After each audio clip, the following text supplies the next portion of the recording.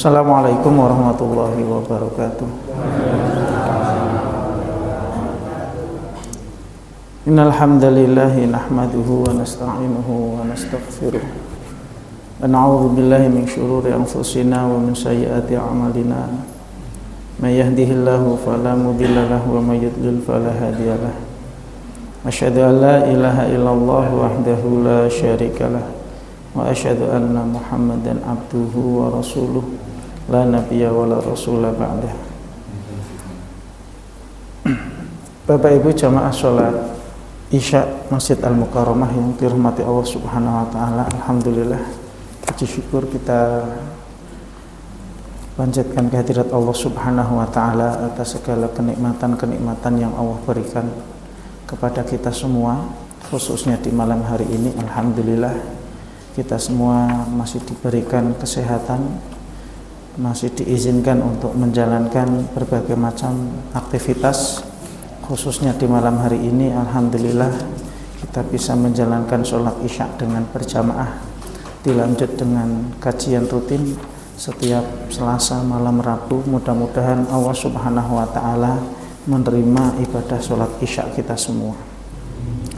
Sholawat dan salam kita haturkan kepada junjungan kita Nabi Muhammad sallallahu alaihi wasallam, kepada para keluarga, sahabat, tabi'in, tabi'ut tabi'in, dan orang-orang yang senantiasa istiqomah di atas jalan kebenaran sampai kelak datang yaumul akhir. Dan mudah-mudahan kita termasuk umat Rasulullah yang istiqomah sampai kelak ajal menjemput kita.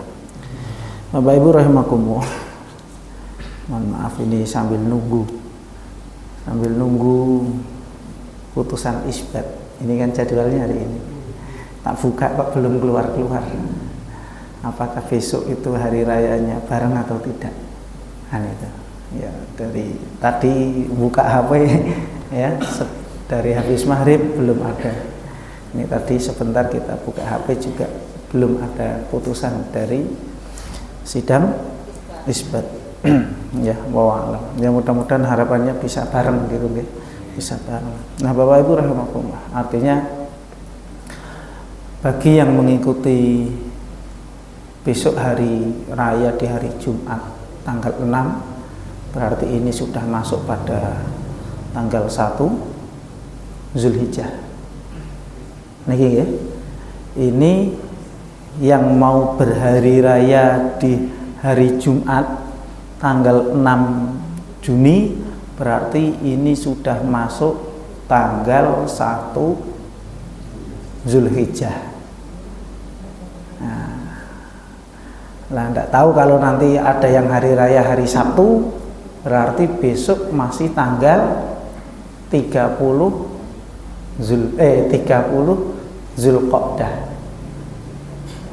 Kalau ada hari raya hari Sabtu tanggal 7 ya, berarti ya tanggal 1 Zulhijjahnya ya besok ya, selisih 1 hari.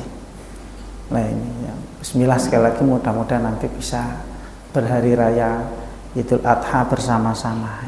Nah Bapak Ibu rahimakumullah, jadi kita sudah masuk di bulan Zulhijjah. Jadi ya, Zulhijjah ini termasuk kalau dalam surat At-Taubah ayat 36 itu termasuk bulan haram. Ya, bulan apa? Bulan haram. Pernah kita sampaikan ya, bulan haram ya. Bulan haram napa mawon? Jadi menawi wonten surat At-Taubah bisa dibuka nih, surat At-Taubah ayat 36. Allah Subhanahu wa taala berfirman, sesungguhnya bilangan bulan di sisi Allah Subhanahu wa taala itu ada 12. Ya, 12 ini bukan kok Januari Februari, bukan nggih. Maksudnya 12 bulan yang dimaksud di sini ya, dari mulai kalender bulan pertama Muharram, Safar, Rabiul Awal, Rabiul Akhir, Jumadil Awal, Jumadil Akhir, Rajab, Sya'ban, Ramadan, Syawal, Zulqa'dah, Zulhijjah, ada 12 bulan. dalam ketetapan Allah di waktu menciptakan langit dan bumi. Artinya ini sudah menjadi ketetapan Allah Subhanahu wa taala. Lah, di antara 12 bulan tadi dari Muharram sampai Zulhijjah, minha arba'atun hurum. Di antara 12 bulan tadi ada 4 bulan haram. 4 bulan apa Pak? Haram. 4 bulan haram niku maksudnya apa? 4 bulan suci. Awake dhewe ngerti bulan suci mung bulan Ramadan. Kita masuk pada bulan suci Ramadan. Nah, ternyata ada selain itu ada 4 bulan haram. Bulan yang diagungkan. Bulan yang disucikan. Bulan yang diharamkan. Kenapa disebut bulan haram? Bulan yang diharamkan di dalamnya melakukan kezaliman-kezaliman ataupun perbuatan maksiat. Fala tadlimu dzalika dinul qayyim, ya. Yang demikian ini merupakan ketetapan agama yang lurus, yakni agama Islam. Fala tadlimu fihinna anfusakum, maka janganlah kalian berbuat zalim pada bulan haram. Nah, kemudian dijelaskan oleh Rasulullah apa yang disebut dengan bulan haram. Bulan haram itu, dengarkan ini, bulan haram nggih kajeng mboten salah paham. 1, 3 bulan urut, 1 bulan terpisah. 3 bulan urut niku 1 Zulqa'dah. Nah, kemarin ini. Ya, Zulqa'dah kemarin. Nek wong Jawa napa jenenge, Pak? Zulqa'dah napa? Zulkaidah. Zulkaidah. Zulhijjah besar. Muharram suro. Nek wong Jawa niki. Nggih. Zulkaidah besar suro. 1 yang terpisah Rajab. Ini 4 bulan haram. Jadi yang 1 Rajab itu terpisah. Rajab, Sa'ban, Ramadan. Nah ini 4 bulan yang diharamkan. Maka kata Allah, jangan berbuat zalim di dalamnya. Nah, Ibnu Abbas radhiyallahu anhu beliau mengatakan 4 bulan ini bulan istimewa. Maka perlu hati-hati bahwa kemaksiatan yang dilakukan pada bulan-bulan haram ini dosanya lebih besar dibandingkan kemaksiatan yang dilakukan di bulan selain bulan haram. Begitu pula amal soleh, kebaikan yang dilakukan di bulan-bulan haram ini pahalanya lebih besar dibandingkan dengan bulan-bulan yang dilakukan di luar bulan haram. Ya, ini tafsirnya Abdullah bin Abbas ketika menjelaskan surat At-Taubah ayat 36, janganlah ya kamu berbuat zalim pada bulan 4 tadi. Nah, maka Bapak Ibu rahimakumullah, sebenarnya ini bulan haram ini adalah bulan di mana pahala ini dilipat gandakan oleh Allah Subhanahu wa taala. Bukan hanya bulan Ramadan, nggih. Bulan Ramadan pun bulan balen bulan Ramadan lah. Ini kita ini ya taunya bulan suci ya bulan Ramadan saja. Ternyata di selain bulan Ramadan Allah sediakan pahala yang begitu besar bagi orang yang mau melakukan amal soleh. Nah, termasuk ini bulan Zulhijjah. Lah, Zulhijjah juga termasuk disebut juga bulan haji. Tadi ada bulan haram, ya, bulan haram diingat-ingat ada 4. Ada juga disebut bulan-bulan haji. Al-hajju ashhurun ma'lumat. Wonten surat napa niku? Al-Baqarah nggih. Ya, wonten surat Al-Baqarah ayat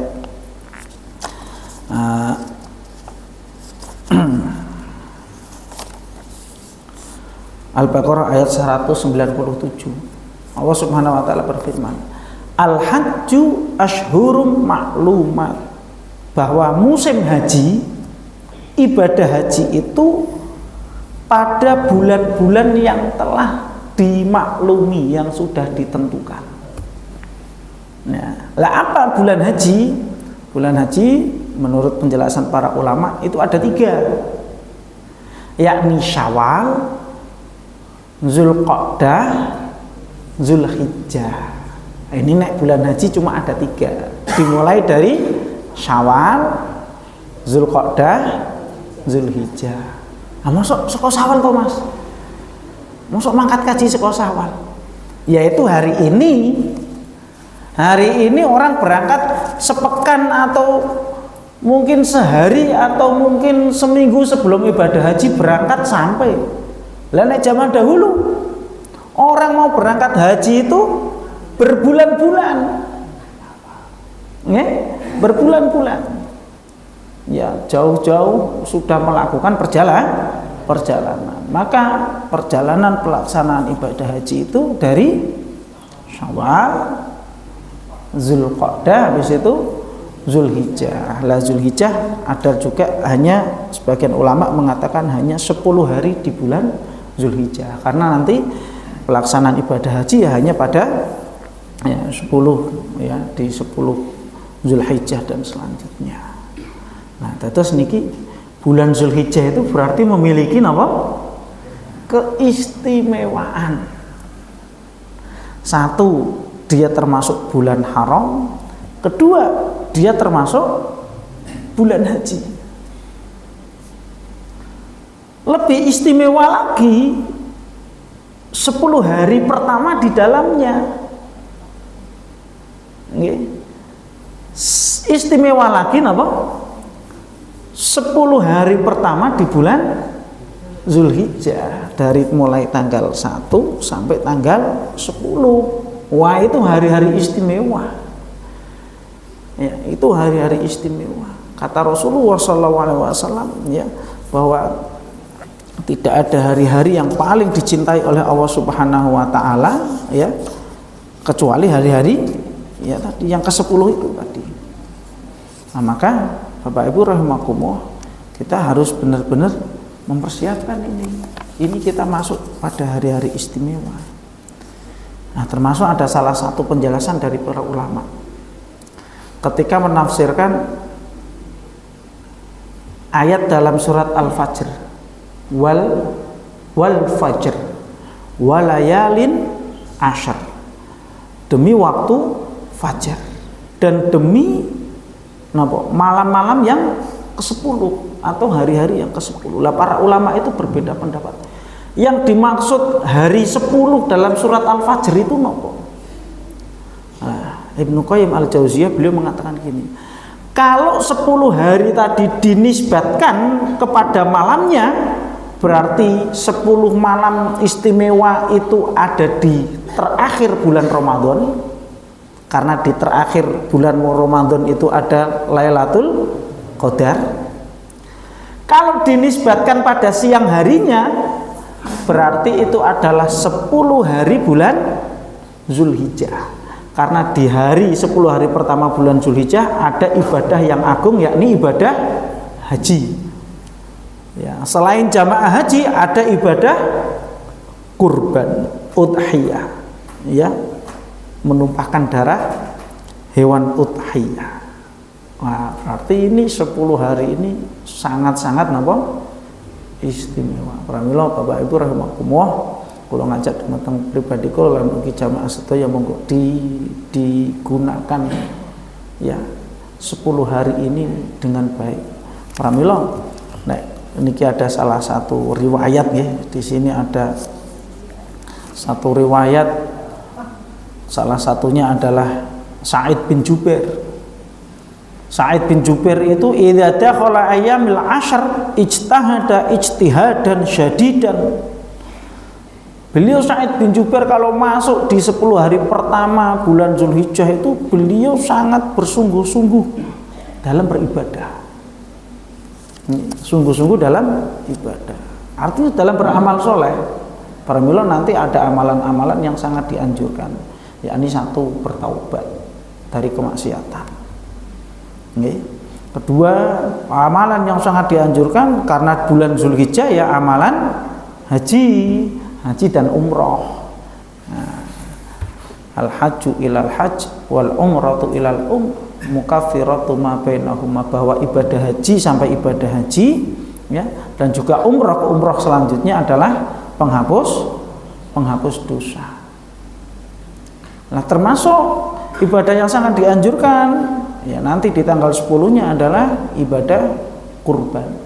Jadi dari awal ini sudah dipersiapkan.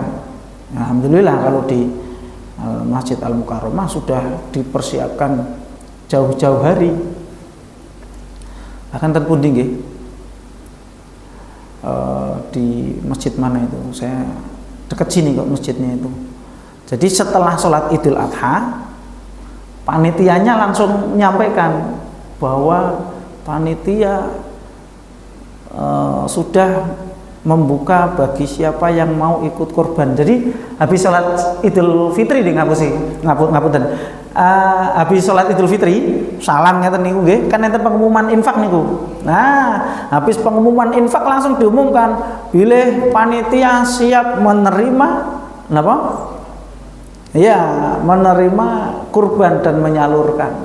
Itu sudah jauh-jauh hari sudah disiapkan. Nah, apalagi nih kalau waktunya ini sudah mendekati, maka dipersiapkan baik-baik ya. Ya, persiapkan ya hewannya, ya teknis dan lain sebagainya, itu semuanya perlu disiapkan karena ini merupakan ibadah yang sangat agung, hari spesial. Termasuk terkait dengan sholat. Ya, sholatnya dikerjakan dengan baik, syukur-syukur dikerjakan dengan berjamaah. Termasuk perbanyak puasa. Ini perbanyak puasa di bulan Zulhijjah. Maka boleh Bapak Ibu rahimakumullah memulai puasa sejak tanggal 1 Zulhijjah sampai tanggal 9, karena tanggal 10 kan bakdo tanggal 10 bakdo, tanggal 10 tidak boleh puasa. 11, 12, 13 hari-hari tasyrik juga tidak boleh puasa, dan ini termasuk puasa yang diharamkan. Puasa yang diharamkan adalah puasa pada tanggal 10 Zulhijjah dan hari-hari tasyrik. Ini haram. Wah, ini mumpung hari spesial aku tak poso. Loh, tidak boleh. Ini hari-hari ini malah justru diperintahkan untuk seneng-seneng ini. Namanya hari raya niku hari seneng-seneng kok nggih. Hari raya niku hari seneng-seneng. Kok pilih jarang makan daging. Nah, ini yang waktunya makan daging ini. Hari-hari di mana engko lak mesti sing ditekokke ngene. Wis nyate urung, mesti. Ngerti ketemuan masjid ngoten to, engko sing salaman nih. Mun nyate napa dereng? Mun nyate napa dereng? Itu mesti ditanyakan. Ya karena memang ini hari-hari memang untuk makan daging kan itu ya. Nah itu. Nah, Bapak Ibu rahimakumullah, maka barangkali sedikit untuk mengingat kembali ya, agar nanti ibadah kita khususnya ibadah udhiyah ataupun ibadah kurban itu berjalan dengan baik. Nanti kita coba kembali mempelajari ya, barangkali ada hal-hal yang terlupakan. Nah, apalagi ini besok hari Jumat. Nah, kemarin Pak Didik pernah nanyakan ya, Pak Didik pernah nanyakan, Ustaz, ini besok hari raya Idul Adha ini ngepasi hari Jumat. Piye iki? Jumate sing libur, cuma salat Jumate libur. Atau bagaimana? Ya Jumatnya ndak libur, ya tetap nyembelih. Nggih. Nah, cuma kan ada keringanan, memang boleh nyembelih di hari-hari berikutnya. Tapi pertimbangannya nanti kalau kita melihat waktu yang lebih utama adalah ya di hari itu, di hari raya, waktu yang lebih utama. Afdalnya memang seperti. Lah terus pripun iki bentrokan dengan sholat Jumat? Nah, maka diatur siasatnya. Bapak Ibu rahimakumullah. Sholat Jumat niku kan waktune waktu sholat zuhur. Kemudian apa mboten? Sholat Jumat niku waktune waktu sholat zuhur. Nah, seumpama ini Pak Ketua Takmir seumpama membuat keputusan Sholat Jumatnya diundur jam 1 saya umpamane. Boleh atau tidak? Sah apa mboten? Sah. Karena memang ada kesibukan. Biar mendapatkan apa? Pahala yang besar, karena yang lebih utama penyembelihan itu pada hari raya yang utama. Lah tadi kok tabrakan kalian dina Jumat. Lah ini kan ibadah yang masih ada tadi nopo. Nek yang saya baca bahwa kan ada dalam pembahasan idza ijtama'al id, apabila dua hari raya itu bersamaan, yakni hari raya pekanan dan hari raya tahunan, ya pas di Jumat. Memang dalam sebuah riwayat Rasulullah SAW memberikan rukhsah, keringanan bagi napa nggih bahasane napa saya kok orang-orang pinggiran kota Mekah. Ya, jadi yang di pusat kota, karena dulu pelaksanaan sholat id itu di pusat kota lah, sedangkan ada orang-orang yang pinggiran kota ini memakan waktu yang lumayan lama naik bolak-balik, maka Rasulullah memberikan keringanan bagi ahlul badawi, ya ahlul badian ataupun apa itu orang-orang pinggiran itu, mereka yang sudah melakukan sholat id boleh tidak melaksanakan sholat Jumat bersama kami, kata Rasulullah. Tapi Rasulullah sendiri tetap melaksanakan sholat Jumat. Nah makanya tadi lah sholat Jumatnya libur napa mboten? Ya tetap diadakan. Mbok pilih wae jeng enten sing mboten sholat id. Ah piye? Wis sesuk ora sholat id, gek Jumatane libur pisan. Waduh. Ya, merucut kabeh nah iki dadine. Nggih napa nggih? Ah, maka gitu tadi. Tetap diadakan sholat Jumat. Lah atau diatur strategi. Ya, kepanitiaan diatur. Wah niki gandeng-gandeng bapak-bapak ajeng sholat Jumat riyin, diserahkan ibu-ibu terlebih dahulu. Ya meskipun tidak maksimal, arti dalam artian ya lah nanti dalam pelaksanaan sholat Jumat Pak Khotibnya ya dikode aja suwe-suwe, wah iki sik daginge urung kelar kok khotbah suwe-suwe wis entek takwa ngeten mawon nggih.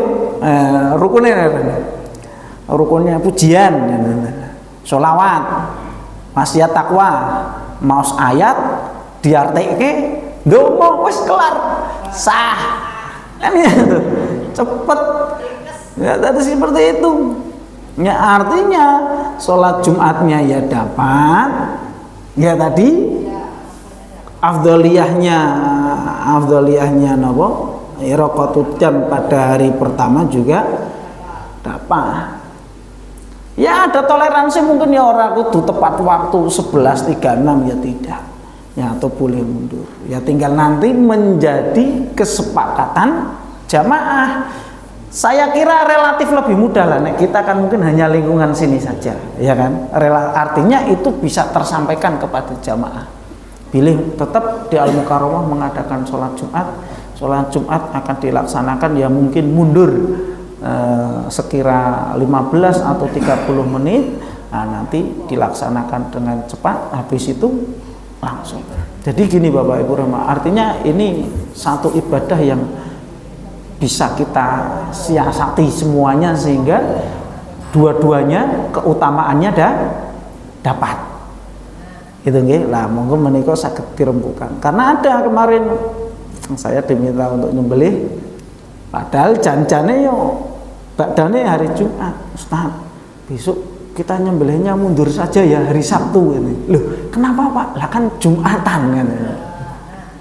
Ya karena saya hanya diminta kan ya nggih manut mawon, enggak apa-apa terserah panjenengan mau disembelih kapan dan itu.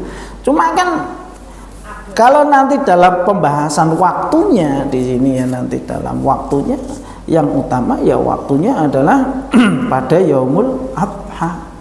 Ya. Udhiyah namanya mawon, udhiyah disembelih pada hari raya Adha. Nah, gitu.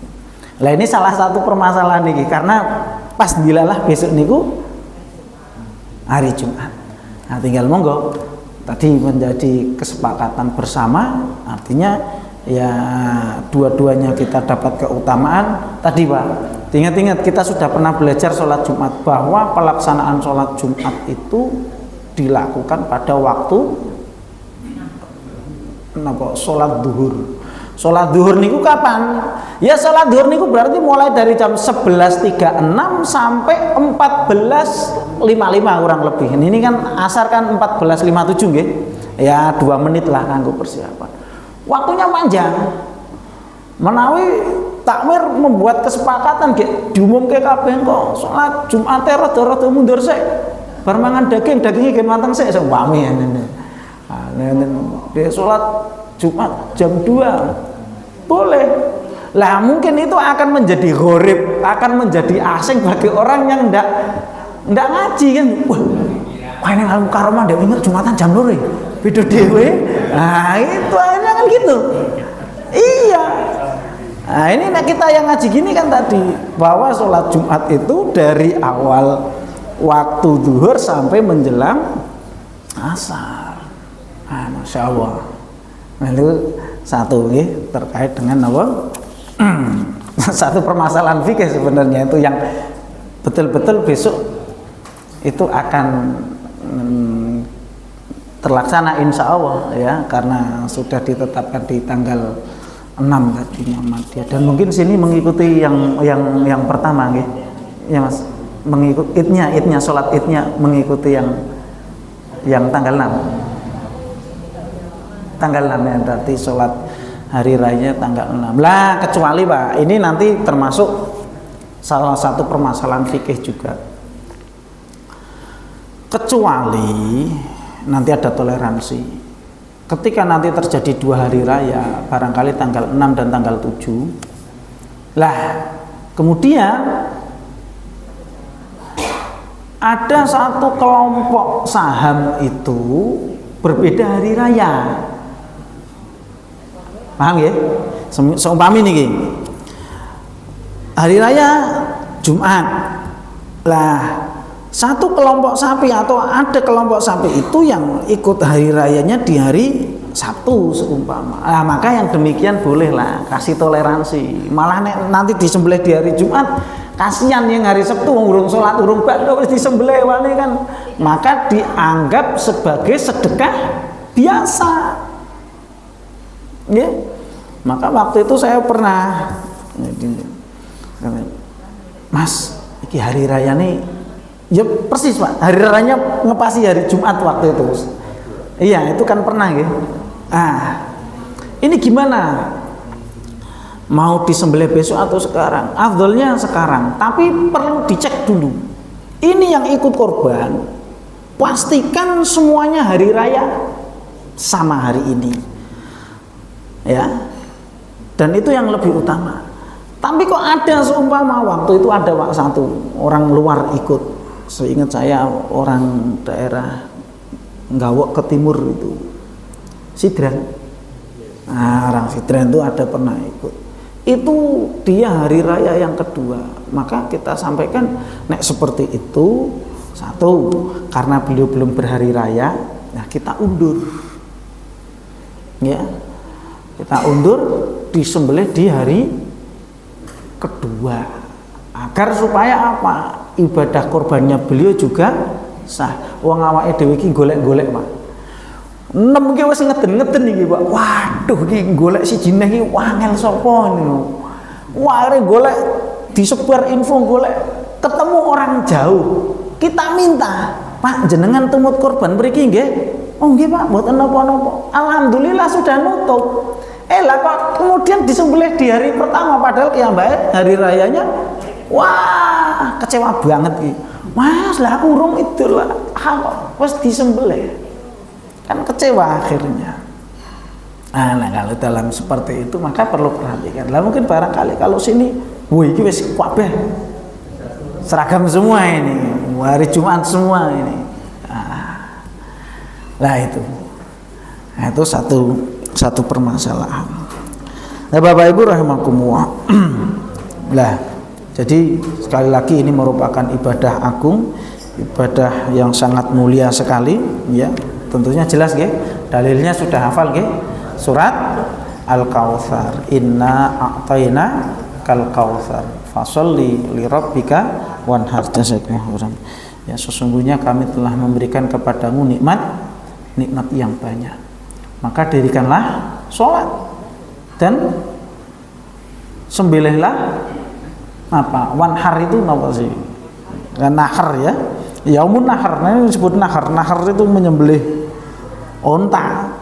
Ya, menyembelih apa? Onta itu yaumun nahar. Lah, ini merupakan suatu bentuk syukur kita kepada Allah Subhanahu wa taala. Karena Allah telah memberikan nikmat yang begitu banyak. Ala nikmatil adidah, nikmat yang begitu banyak, wa ala baqail insan fi halil hayah, dan Allah masih memberikan kita kesempatan untuk hidup. Mula makanya enten dalam satu pendapat itu mbok iya seumur hidup itu sekali mengerjakan ibadah kurban. Kan ada Pak. Ya, kemarin saya dapat cerita dari salah seorang kawan nemui saya, Mas, ada hewan kurban enggak untuk disalurkan ke daerah Gunung Kidul, daerah Wonogiri? Ada Pak, di sana itu kan Pak. Hari kurban ini nyembelih mung mendo setunggal Pak, nggak usah RT, dan itu sering. Dan pemahaman masyarakat itu belum sadar. Anggapannya ngeten, kan ngeten nggih.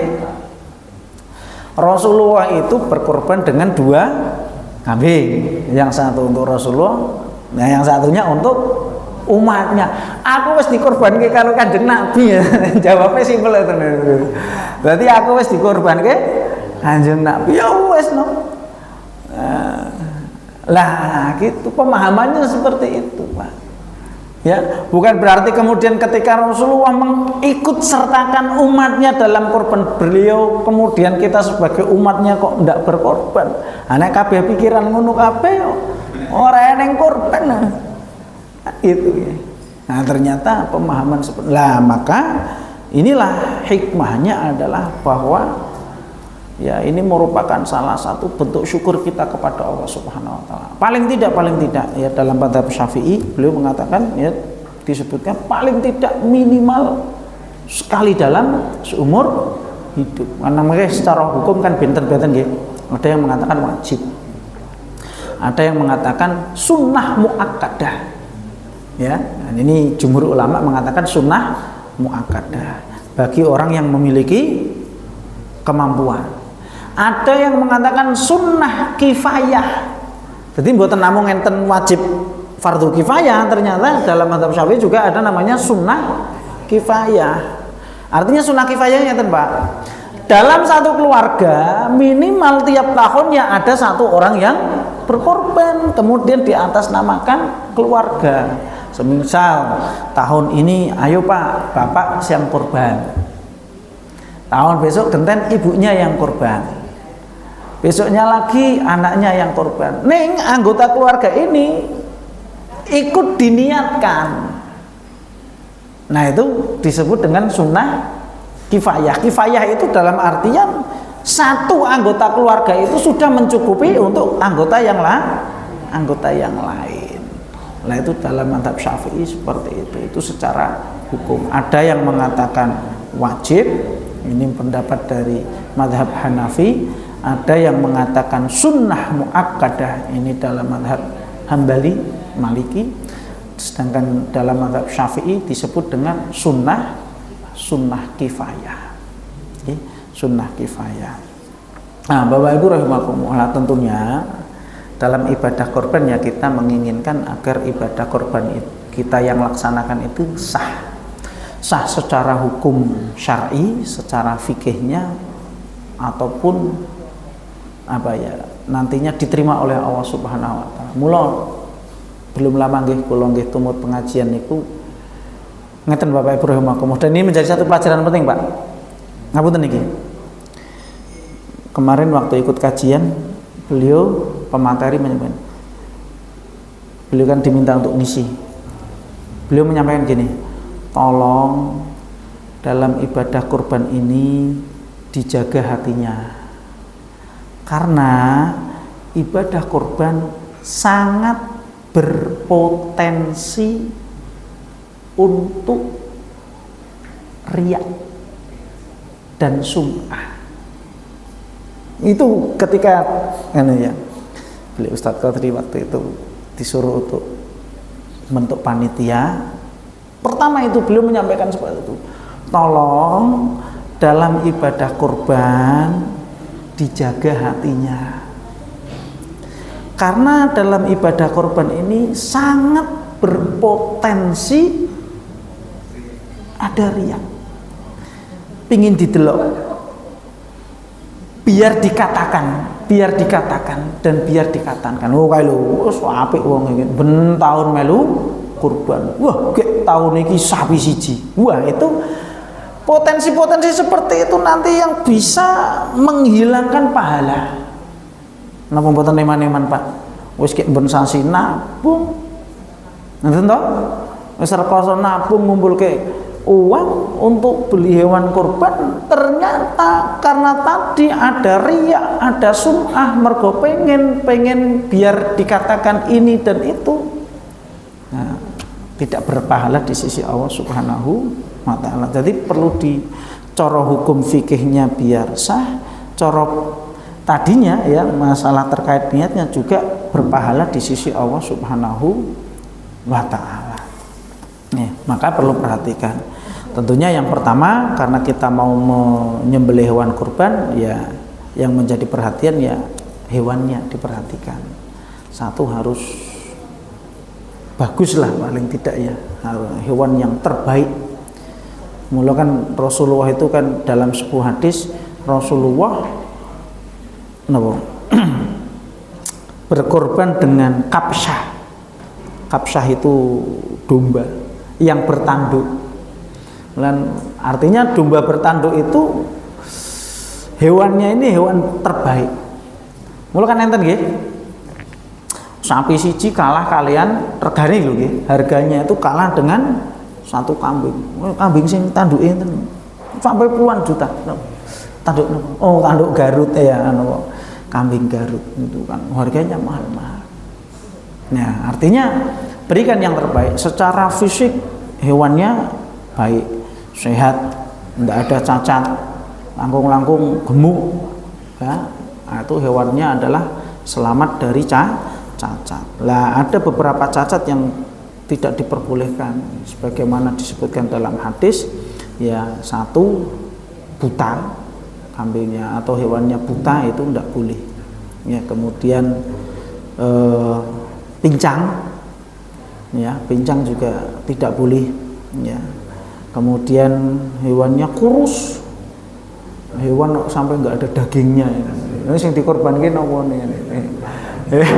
Yang dikorbankan gitu balungnya bukan hewan sampai kurus. Nah, mula termasuk Bapak Ibu rahimakumullah, kemarin kita juga dipeseni juga, tolong kepada panitia aja domes sesuk arep disembelih kayak ngono hewane ora dipakani. Nah, itu juga ndak boleh itu ya. Maka nanti termasuk salah satu orang yang menyembelih itu atau panitia itu orang yang berakhlak, akhlaknya baik. Maksudnya akhlak baik itu berperi kehewanan. Kan enten lho Pak. Ora sapakane oke-oke wong sesuk arep disembelih ben. Aduh ya kasihan. Wis gek sesuk arep disembelih ora dipakani sisane kan kasihan. Nah, maka itu nanti termasuk. Jadi bebas dari cacat. Kemudian waktunya tadi juga waktunya waktu khusus ya di hari raya dan juga hari-hari tasyrik. Lah cuman para ulama berbeda pendapat Bapak Ibu rahimakumullah. Jazakumullah. Dalam mazhab Syafi'i hari-hari tasyrik itu ada 3. Berarti dari tanggal 11, 12 dan 13.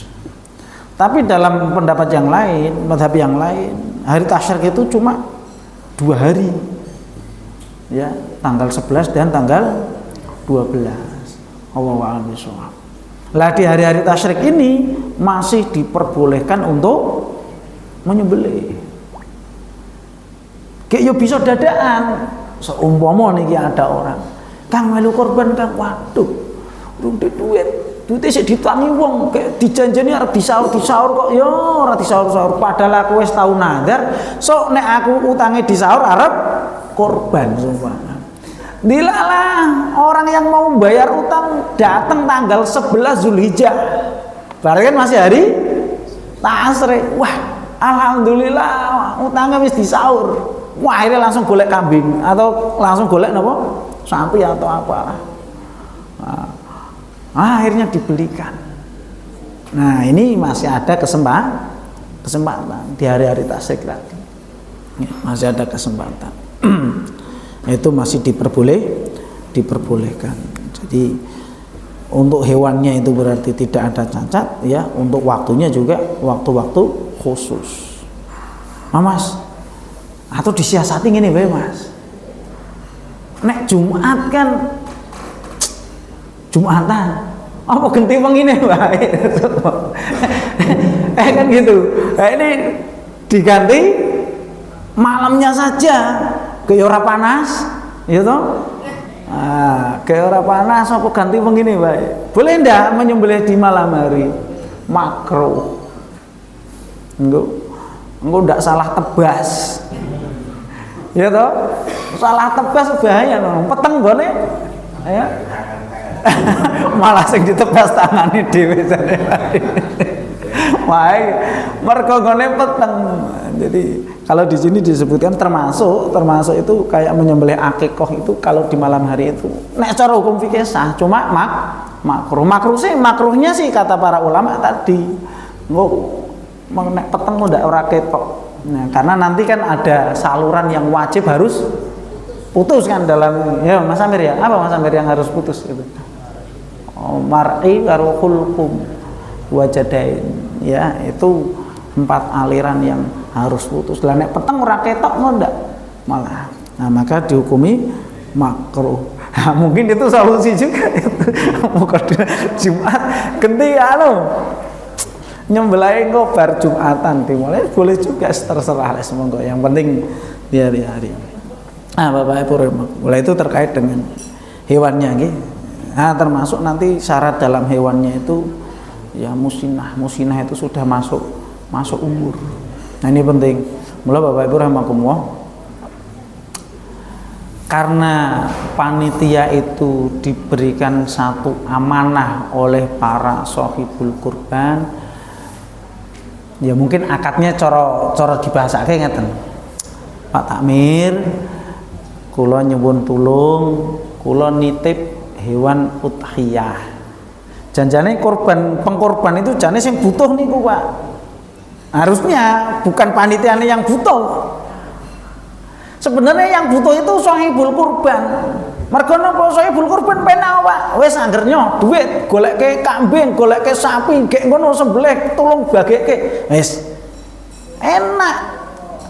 Sebenarnya ya yang diuntungkan dalam ibadah kurban siapa? Sohibul kurban. Wis mboten usah mumet-mumet. Jenengan ajeng ibadah enten sing nulung kok. Ada yang bantu. Nggih, sohibul kurban. Jenengan mboten repot-repot pados hewan, wis digolekke panitia. Nggih, nyembelih nggih pun enten sing nyembelih, bagike nggih pun enten sing bagikan. Nah, itu. Nah, maka sohibul kurban datang ke Pak Takmir atau ke panitia. Panitia, Pak Takmir, kula nyuwun tulung, kula nitip hewan kurban. Nah, nitip hewan kurban, mang padoske hewan kurban sing kirane apik tur sah cara hukum syar'i. Nah, panitia merasa diberikan amanah, Masya Allah, ini saya diberikan amanah untuk mencarikan hewan kurban. Nah, carikan sesuai syar'i. Kalau domba berarti 6 bulan, kalau kambing berarti 1 tahun ke atas, mau masuk tahun kedua. Kalau sapi berarti 2 tahun, mau masuk tahun ketiga. Terus kalau unta 5 tahun, mau masuk tahun ke-6. Nah, itu dicarikan hewannya seperti itu. Nah, itu terkait dengan hewannya. Jadi sudah masuk umur. Ketentuannya adalah sudah masuk umur. Lah niku sangat penting sekali memastikan. Lah perkara kok wah tibake urung umur. Artinya sebenarnya gini Pak, panitia. Lek iki sapine wis masuk umur urung. Wis Mas tenan wis poel seumpama gitu. Wes kita percaya saja mosokan itu. Artinya kita standarnya wis umur apa urung. Lah nek kono jawabe sampun urusane dosa napa kan yang jual. Nah, yang penting panitia sudah mengusahakan. Awake dhewe usaha wis golek sing kumpul dilalah kok ternyata belum berarti salahnya itu. Tapi ada usaha di situ. Lah itu terkait dengan hewan udhiyahnya. Ya, jadi tidak ada cacat, ya, cacat yang bisa mengurangi kualitas daging. Nah itu termasuk yang tidak diperbolehkan. Mau alam biswab. Bapak Ibu rahimakumullah. Mungkin nanti kita sambung lagi lah sedikit nggih di pertemuan yang akan datang.